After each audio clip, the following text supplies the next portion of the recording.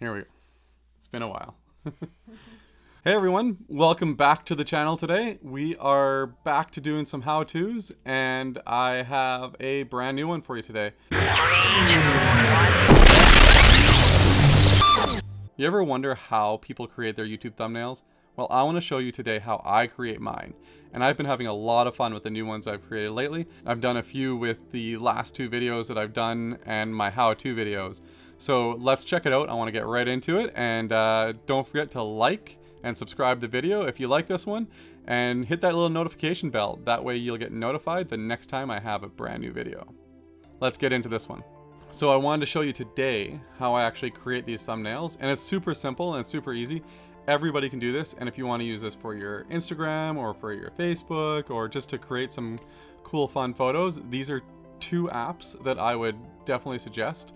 One is PhotoRoom, available for iPhone, and the other one is Canva, also available for iPhone, Android, your desktop, your iPad, all those kinds of devices. So without further ado, let's check these apps out and see how I've created my latest thumbnail from my Jay's video with my dad. So here, let's get right into it. So the first thing you want to do is you want to download the app PhotoRoom. The app PhotoRoom is what I use to eliminate any of the backgrounds that are in my photos. So what this does is it actually will crop all the people out that are in the foreground and remove the whole background for you. So let's start by opening it up. I'll take the photo of me and my dad here. And what it does now is it magically removes the background, as you can see. I can reshape the photo. So as I reshape the photo, I'm actually making it so that there's more room for the background. So now what you do is click on background and then pick the new photo that you want to be in the background. You can resize that photo as well. So just resize your photo the way you like it. See, I wanted to have the Rogers Center in the background. I took this photo of the entranceway, so I thought that that one would look really good. So what I'll do is I'll put a border around the people. And the reason why I do that is because there's no trickery in this. This is obviously not me standing in front of this space. I want it to look like two different photos, but have a kind of like a 3D popping effect with it. So now that I've got that, I've downloaded this photo onto my phone, and I'm going to open up another app called Canva. Now Canva is an app that probably most of you guys have seen. If you haven't seen it yet, it is amazing for creating Instagram stories or just creating any kind of fun things with your Facebook or Instagram or YouTube, that type of thing. So we open up the app Canva, and then I'm gonna go through the templates and check to see what kind of interesting templates that Canva has for me. And the reason why I check this out is because it kind of gives me an inspiration on what I would like to see in my photo. So not necessarily copying the template, but when I look through the templates, I'll pick that template and then I'll actually remove most of the elements that aren't mine and utilize the font, utilize the size of the font, and then just take some of the aspects that were in that template and make it more geared towards what I want to show off. So for instance, for this one, I'm going to take the template here, the Easy Indoor Workouts template. I really like this template because it just has a great font. I like the size of the font, and it has two different spots on there. So what I'm going to do is I'm going to delete everything completely from the background of the template. I don't need the colors, I don't need the filters, I don't need any of that stuff. All I really wanted was the layout of the template.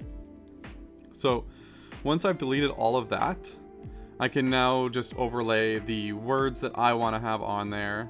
So for me, it's father-son Jay's trip. And I'm going to move the words around as well so that they're justified to the left side, and I'm going to move them over to the left because the photo of me and my dad is on the right of the actual picture. I'm going to remove this little wave logo that's on there and the color that was around it, and I'm going to replace it with a baseball because obviously we're at a baseball game, so something a little bit more added to that.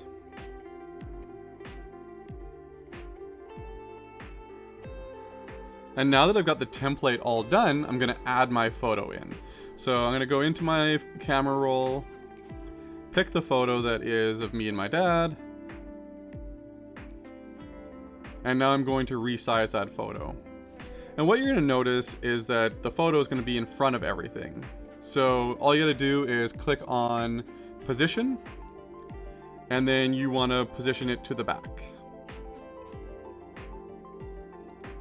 I've also made the baseball transparent so that you can actually see through it and it doesn't look like a solid piece on there. So just something I liked, but whichever way you want to edit it, it's all up to you. And it makes your creativity go like whichever way you want to go, because everybody's taste is a little bit different. I just wanted something that would say baseball, have the title, and then a picture of me and my dad in front of the Rogers Center. So I really liked that. So next, I just needed to adjust the font because the font was dark and the background was dark. So I made the font white and I put a effect on the font so that it looks like a little bit, it pops out a little bit more. From there, all you need to do is click the save button in the top right there. Click save as, and I always save it as a high quality PNG and a JPEG. The JPEG is for your thumbnails because YouTube can't have it as too high res. And the PNG I use for on Instagram and Facebook and that type of thing. So once that's all done, you just gotta throw it onto the video and away you go. And yeah, that's how I make my thumbnails. Is there any apps that you use that you think are beneficial to your Facebook or your Instagram posts to make them look better?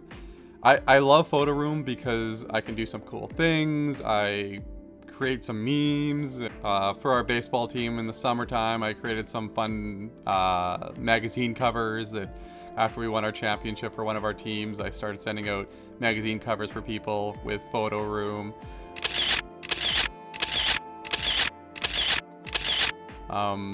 Yeah, it's just a lot of fun, and I just thought I could use this for my YouTube as well, because a lot of the times you take a screenshot and it's like a good photo, but you just want to have that background pop out.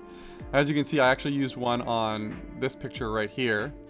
That's a picture of Cruz and Lorraine, but they're sitting at the Forks, and I took a photo from Disney from a year ago, and I put them sitting in one of the Star Destroyers in Star Wars. And I thought it was really cool because, you know, Cruz is wearing his Darth Vader mask and it makes him look like he's in the Star Destroyer with Lorraine. But really, he was just in the Forks at the skating pond. So it was really cool and it's fun. And, you know, it's fun to edit the videos and the photos and make them look a little bit different. With Canva, you can create different things like this one here that I created. The how-to video thumbnails that I had. Those how-to video thumbnails, you can actually animate them in Canva. So if you want to put them into Instagram, you can actually animate them.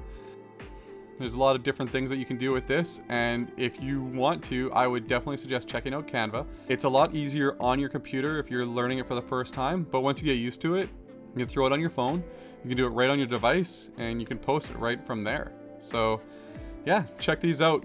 Canva and PhotoRoom. That's my how-to video for this week. I hope that you learned something a little bit from this one. And if you did, please make sure that you click the subscribe button below here. And also don't forget to hit that notification bell, because the notification bell gets you notified whenever I put out a new video. And last but not least, make sure that you share this video with your friends if you can. If you liked it, share it all out there, and I'll see you on our next how-to video. Thanks for watching, and see you next time.